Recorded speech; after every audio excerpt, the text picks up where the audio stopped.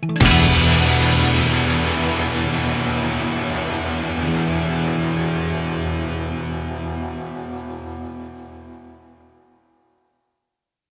has been like a major wake-up call for the world, right? I mean, COVID just kind of brought everything to a halt.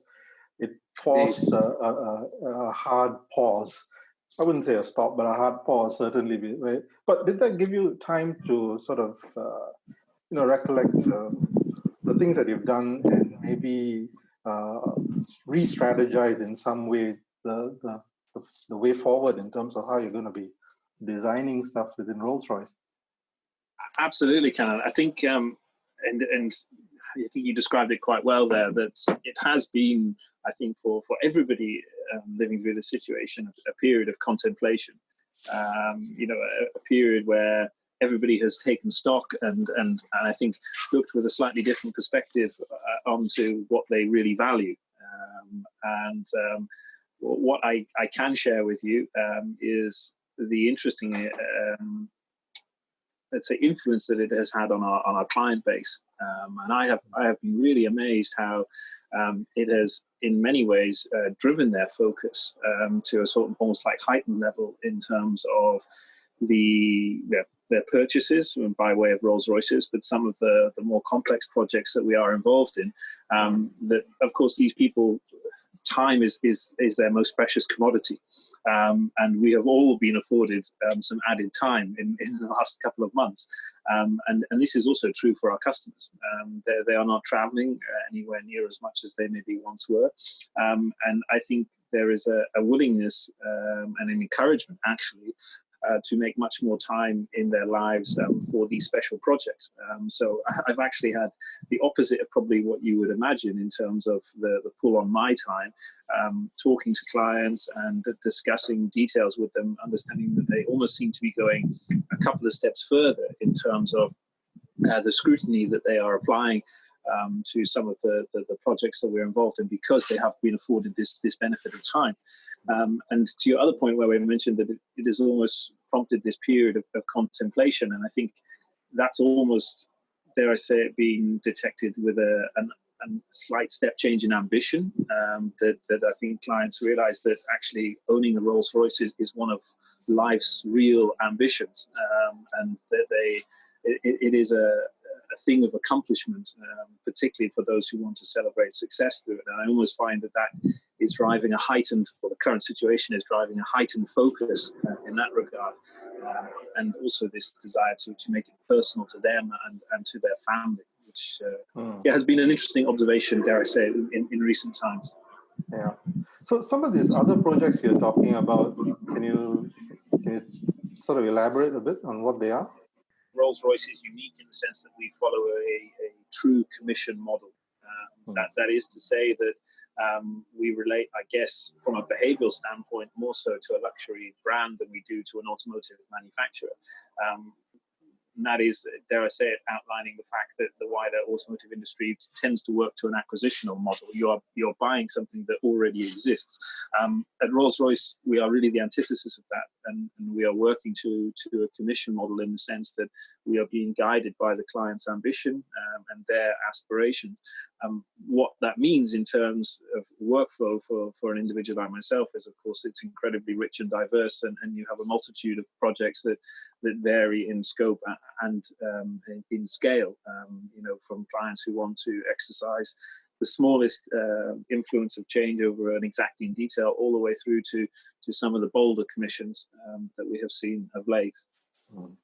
Does that mean you have to be a bit of a psychologist when you're designing for somebody to understand them a lot better and inject some of that into design, or is that not part of it? I think in my time, what I've come to understand is this need to really listen, which is an often overlooked skill, I think, in the modern world. But you have to really, to be able to develop an informed creative response by way of design, you have to really understand what the aspiration is in the first instance. And I think from our perspective, as a designer, we are afforded this privileged access to a lot of our clients. We have quite close relationships with a lot of them, and they don't necessarily all explain outwardly what it is that they necessarily want. So therefore, the responsibility with us is to listen, to learn, but also to observe. What do they surround themselves with? What interests and trends do they observe? And how can we feed that in to ensure that the commission that they're creating imbues those character traits? Have you seen sort of a trend, perhaps, in terms of how your customers have been commissioning the cars? Has there been a noticeable trend in terms of understate more than overstate their sense or their flair or their sense of style? It was an interesting thing when this whole period started to happen. Let's say there was a knock at the studio door by way of our communications director, just to say, okay, what do you think this really means for the brand? And the feeling from the design side, because we have, I think, this unique sense for what's going on because of the relationships that we have with our clients, is that it is a catalyst. Well, actually, catalyst is probably misphrasing it. It's almost like an acceleration of a trend that we already recognized was afoot. This shifting attitude towards a dependency and a focus on substance.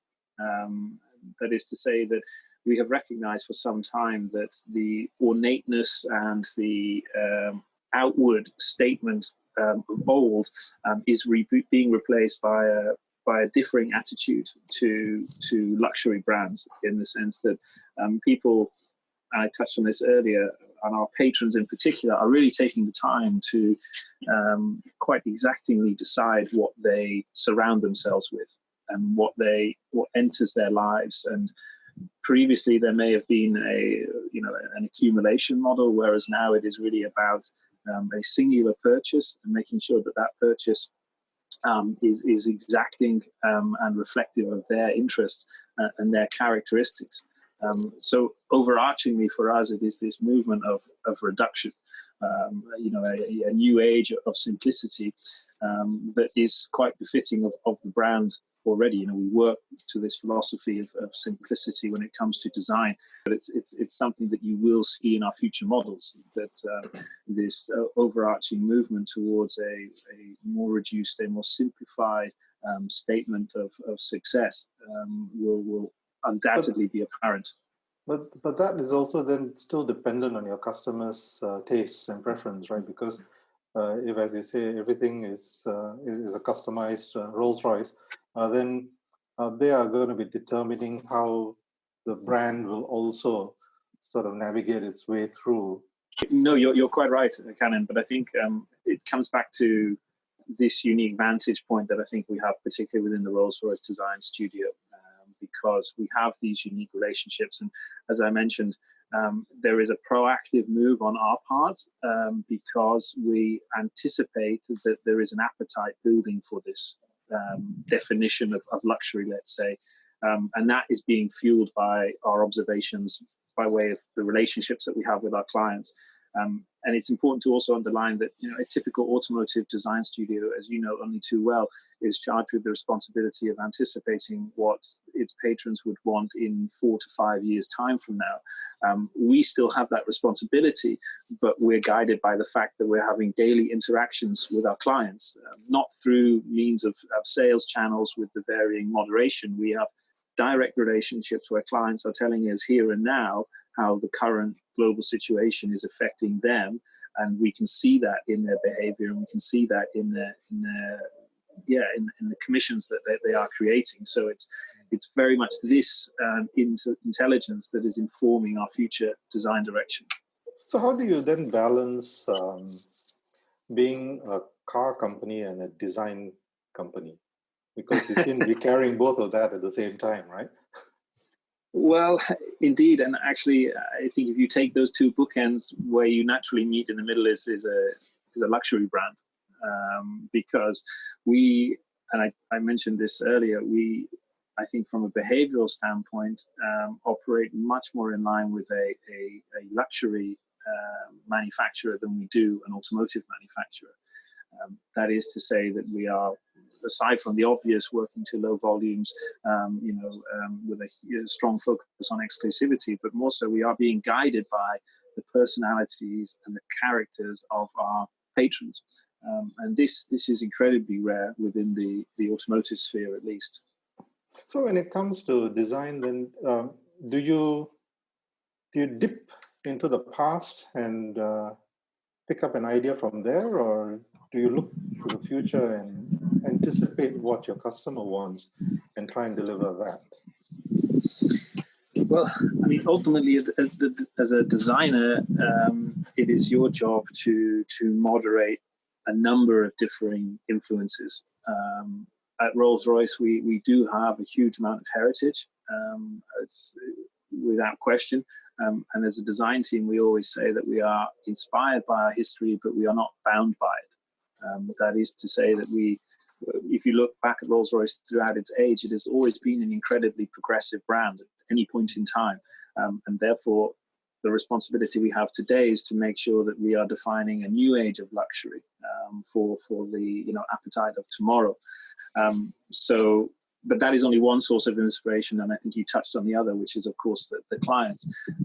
Our patrons are, of course, freely sharing with us their ideas, their ambitions, and it's important that we listen to that, but ultimately we are guided by the tenets of Rolls-Royce design as we see them, and that is incredibly important. But we have to use the two examples that I mentioned there, be cognizant to these other influences, be it a customer or indeed our legacy to date. What's the psyche of the customer now? Have you noticed a change in terms of how they're commissioning their cars? One thing I can tell you in my 11 years with the marque is that no two Rolls-Royce customers are the same. Sure. And this is also directly translated into the cars that they commission, and that's also why we live by the fact that no two Rolls-Royces are ever the same, because they are direct reflections of the individuals. And as a designer, that's been one of my real passions while I've been with the marque, is to ensure that in the modern age, we live up to the role that a Rolls-Royce has always in some ways represented, a canvas onto which an individual can project their character and encapsulate that character, be it through a bold statement or indeed through an exacting detail. And a big part of the work within the studio is to ensure that we can build on that potential, for the future generation of cars. But to answer your question specifically, I think you cannot generalize with our clients. That's one thing I would suggest respectfully you absolutely can't do. But there has been, as I touched on earlier, at least through these COVID times, a shifting attitude towards this sense of reduction. You could describe it as that people, as in our patrons, almost want less but better. And they really take the time to labor over the details of what they are allowing into their lives. And I think while we could probably all recognize this off the back of the influences of recent global events, it's interesting to know that this is also shaping the acquisition of a Rolls-Royce, which is quite something. Makes you wonder, why is this happening? I mean, sure, COVID may have had a part to play in sort of accelerating or being a catalyst to it, but why is there this sense of what do you call post-opulence, right? Why is it taking place?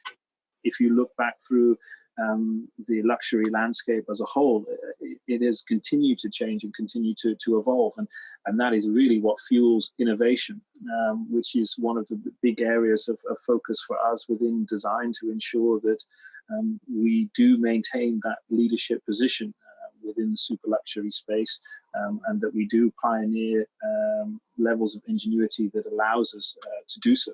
Our customers, they are real individuals, and they are unique in their own way. And I think the only thing that you could identify as a common thread through all of them is that they are highly successful, and they are highly accomplished in whatever their chosen field is, and that they wish to celebrate that success through the ownership of a Rolls-Royce. And it's that mindset that we are dealing with in our approach to creating design solutions for them. One thing that I continue to enjoy actually, is that purchasing a Rolls-Royce, commissioning a Rolls-Royce, still has a huge amount of gravitas and weight, even in the eyes of someone who you perceivably believe has it all. And that is a reassuring thing, that people really do take the time, that they really do make the time, and you know, as I mentioned before, labor over the details, because they want to get something like ordering a Rolls-Royce motor car absolutely right. And this, of course, varies from client to client, but maybe, to use your example, also age group to age group. But again, even by way of region, you notice a slightly different behavior in the way that they will approach the commission of a Rolls-Royce. But I am continually reminded about just how important it is to all of them to get this absolutely right.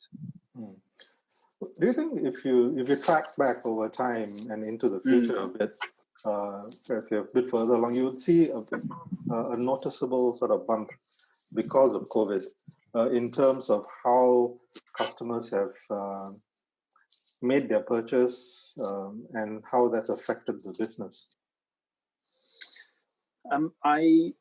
I think history will define that for us, if I'm honest, Canon. I think all I can do is impart on you my observations working within the studio on a day-to-day basis, that I am noticing let's say a narrowing of focus with our clients, that they are really wanting to make sure that you know, that what they are creating is absolutely right, but in a way that is more cognizant to the world that we are living through at the moment. So there is a definite shift in behavior, a shift in attitude. But I think what is, dare I say it, driving the success of Rolls-Royces during this time, and I am not shy in saying that, because that is my perception, that if anything, I have had to make more time available to our clients through this period than I would normally have to do, and that the projects are only intensifying in terms of their rate of development. But I think it has been that period of success, but people are moving towards this idea of reduction and creating something that is timeless, while still speaking of their personality. Is that also, given the fact that there's so many economic issues in play, they want a Rolls-Royce, or maybe not so many bells and whistles, maybe a couple of bells and a whistle or two? I mean, I don't think it's influenced by the wider economic situation at all, but what I can tell you from the design side is that achieving simplicity is ironically more complex than one would think.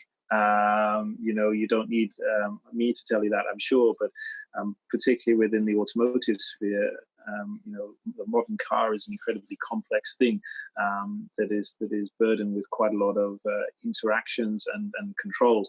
And if anything, our work within the studio is to try and reduce that complexity and that burden of responsibility to the user.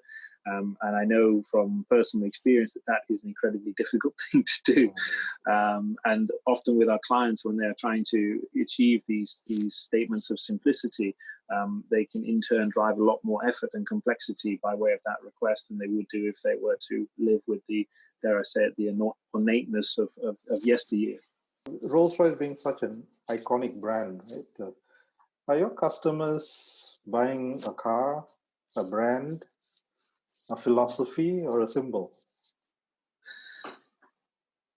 Yeah, that is a very good question. I would probably suggest that I could identify with each and every one of those that you mentioned. But what I can tell you is what it means to me as a designer. Car design was my first passion, and then of course I was able to realize that potential in working for a great brand like Rolls-Royce. But car design, as I've only recently come to understand, was interesting to me because of the point that you mentioned at the end there, symbolism. A motor car means so much to so many people at so many levels.